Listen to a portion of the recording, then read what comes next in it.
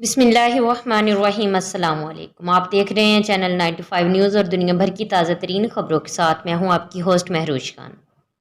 اماراتی ریاست دبئی میں ایک پاکستانی کو چند ڈکیتوں نے بری طرح تشدد کا نشانہ بنانے کے بعد چھرا گھونپ دیا اور پھر اس کے پاس موجود بٹوا اور موبائل فونز بھی چھین لیے۔ یہ واردات نائف کے علاقے کی ایک پارکنگ میں رات کے وقت پیش آئی۔ پولیس نے ایک ملزم کو گرفتار کر لیا جبکہ باقی مفرور ہیں۔ اس مقدمے کا فیصلہ 14 فروری کو سنایا جائے گا۔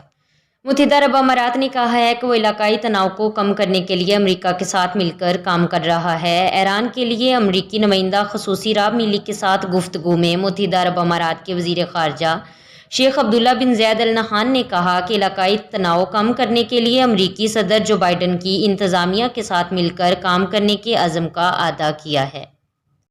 ہارورڈ لا ریویو نے لاس اینجلس میں پیدا ہونے والے مصر انسداد امریکی مسلم کو صدر نامزد کیا ہے۔ کہا جاتا ہے کہ ہارورڈ لا ریویو کی 134 سالہ تاریخی میں کسی مسلم صدر کا یہ پہلا انتخاب ہے۔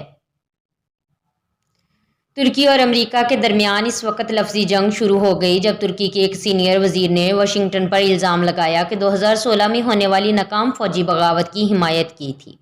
یہ الزامات ایسے وقت میں سامنے آئے جب ترکی کو گزشتہ برس روسی S-400 ایئر ڈیفنس میں میزائل سسٹم کی فروخت کے بعد امریکی پابندیوں کا سامنا ہے اور وہ امریکہ کے ساتھ تعلقات بہتر کرنا چاہتا ہے۔